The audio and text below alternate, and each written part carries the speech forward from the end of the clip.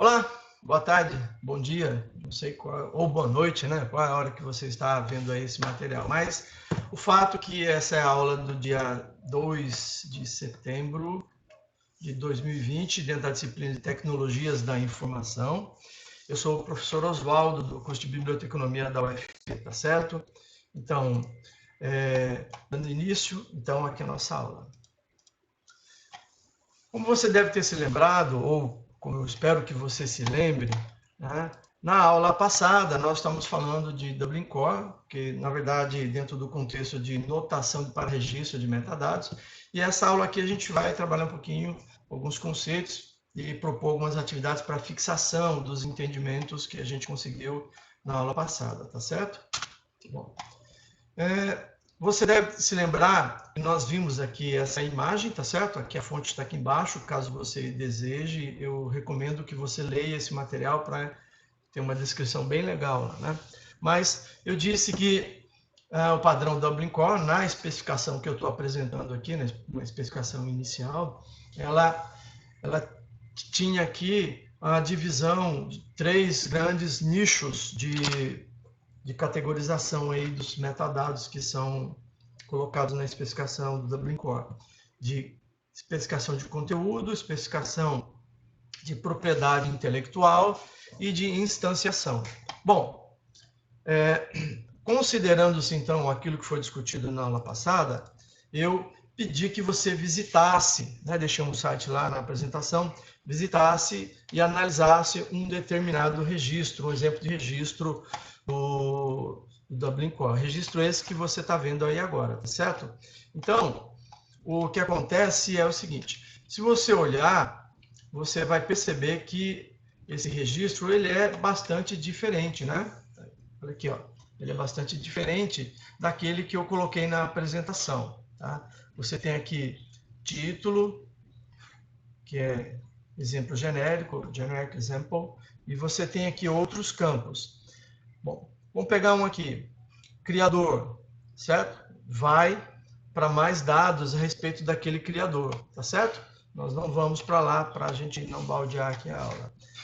Cobertura, descrição, tipo, a relação, fonte, tá? Então você vê esses elementos que são diferentes daqueles que eu havia apresentado inicialmente para vocês, tá certo? São diferentes da apresentação.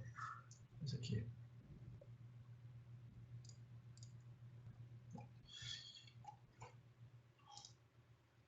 Um instantinho.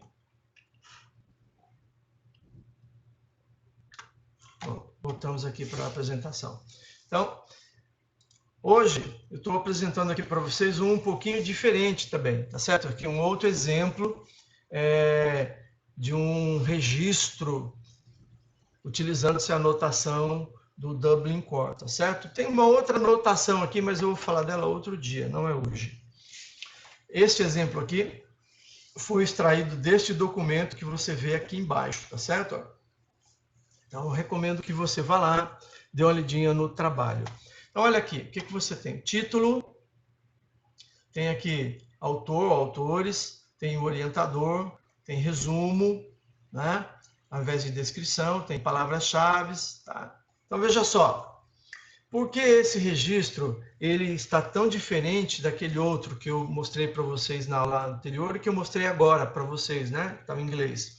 São diferentes porque o Dublin Core, ele é uma proposta, tá certo? Ele não é uma regra, como eu tenho discutido com vocês. Não existe uma força de lei, uma força legislativa, uma força normativa, por exemplo, de um congresso ou de alguma instituição que tenha força para definir um comportamento padrão em determinada área, né?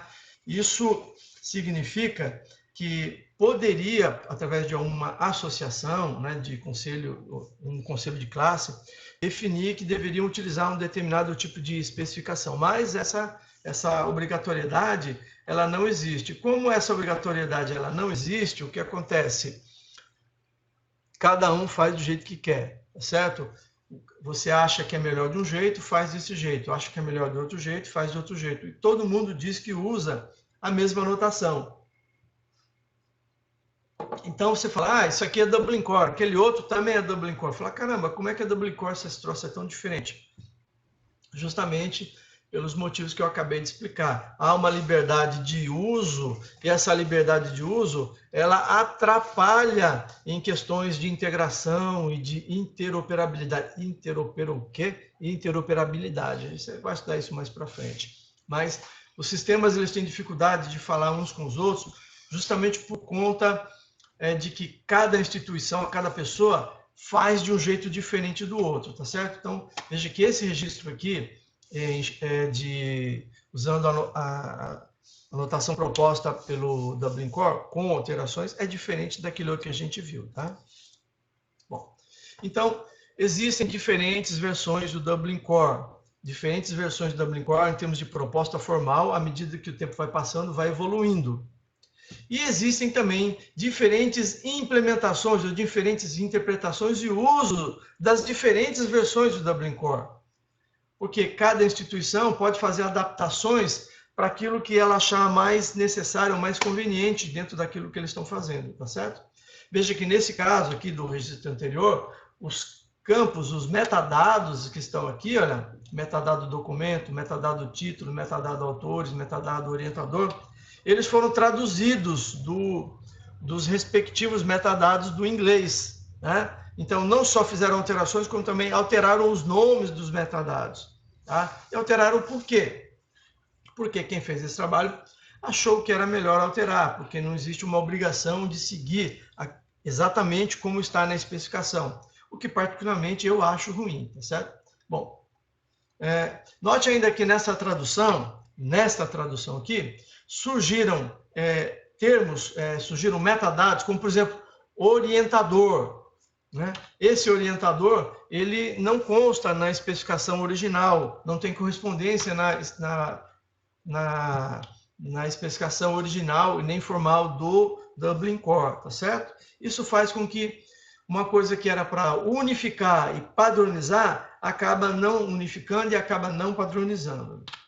Bom, então, para a gente poder fixar, eu estou propondo aqui uma atividade prática para você, tá certo? Uma aula curta, objetiva, para eu colocar essa atividade. Eu chamei ela de Caçada ao Outubro Vermelho. Opa, quer dizer, Caçada ao Dublin Core Vermelho, tá certo? Caçada ao Outubro Vermelho é um filme muito legal com o Sean Connery. Eu recomendo que vocês assistam. É bem interessante, eu gosto daquele filme. Então, inspirado lá no nome daquele filme, eu coloquei aqui a Caçada ao Dublin Core Vermelho. Eu quero que você procure na internet diferentes especificações de registros codificados em Dublin Core. Mas eu não quero que a especificação, eu quero exemplos em si, certo? Exemplos que contenham dados direitinho lá de elementos que estão disponibilizados na internet. Faça aí a sua pesquisa, ache no mínimo 3, mas também não ache 30, né? No mínimo 3, 4, 5, uma coisa. Eu não quero que você fique muito tempo fazendo essa busca, essa caçada, tá certo? Porque eu quero apenas que você encontre registros diferentes para você poder comparar esses registros, tá certo? Procure, se for o caso, registros em português ou em espanhol, para você poder compreender lá e ver a equivalência de termos, ou quando não há equivalência de termos, né, de metadados que são usados na especificação do Dublin Core. Bom, 2. Depois de você ter encontrado esses exemplos de registros codificados em Dublin Core, né, ou estruturados em Dublin Core, se você preferir, eu gostaria que você produzisse um texto, né, explicando, evidenciando as diferenças ou as semelhanças que você encontrou nas especificações. Você vai produzir, então, vai achar, primeiro, você vai achar aí no mínimo 3 registros, 3 exemplos, depois 2, você vai escrever um texto, né, no Word ou no bloco de notas, tá certo? Escreva um texto pequeno, sucinto, só falando das diferenças e fazendo algumas comparações. Pega, então, os 3 exemplos ou mais que você achou, né? Produza um texto, guarda esse texto, vai lá, compacta esses 3 ou 4 documentos em um arquivo, né? Produza lá um arquivo zip e manda esse arquivo pelo SIGA, tá certo? Um arquivo compactado que tenha lá o seu texto e os exemplos que você usou para produzir aquele texto. Essa atividade prática, ela tem a data de 15/9/2020. caramba, é um prazo enorme para vocês fazerem. Será que eu devia mudar esse prazo? Diminuir? Botar isso para o dia 5? Ah, não, deixa dia 15 aí, você vai ter mais tempo para fazer. Isso não vai ser estressante para você fazer, tá?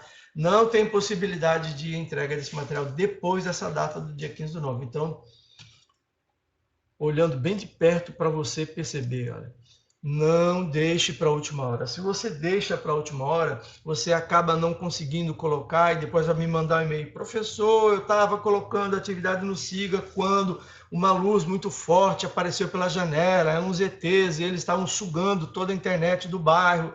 E aí eu não consegui colocar lá, porque na hora que eu estava conseguindo, os ETs pegaram a minha avó, eu fui salvar minha avó. E nessa hora que estava salvando minha avó, eu vi que a minha namorada também estava lá, eu larguei minha avó, fui salvar a namorada. Então, não deixe para a última hora, não invente desculpas. Faça com antecedência, mande logo para você se livrar, tá certo? Não adianta mandar e-mail, professor, né, explicando a história lá dos ETs, que eu não aceito. Tem que ser pelo SIG e tem que ser no prazo, tá bom? Então, eu espero que você esteja bem, fique bem. Reveja a aula passada, né, a aula do dia 31/8, se eu não me engano, para você entender um pouquinho mais sobre o Dublin Core. Faça a pesquisa que está sendo proposta aqui nessa atividade de hoje, tá certo? E mande a tarefa pelo SIG com antecedência, tá bom? E se cuide, use máscara. Ao sair de casa, quando voltar, tome um banho para entrar, né? Quer dizer, entre em casa, tome um banho o mais breve possível para você não trazer nada para dentro de casa. Foi ao supermercado, comprou alguma coisa, quando chega, passa lá um álcool, passa uma água com um pouquinho de que boa, né? Como a gente chama aqui, para você se proteger e se cuide, tá bom? Lave as mãos e não vacile, tá bom? Tchau.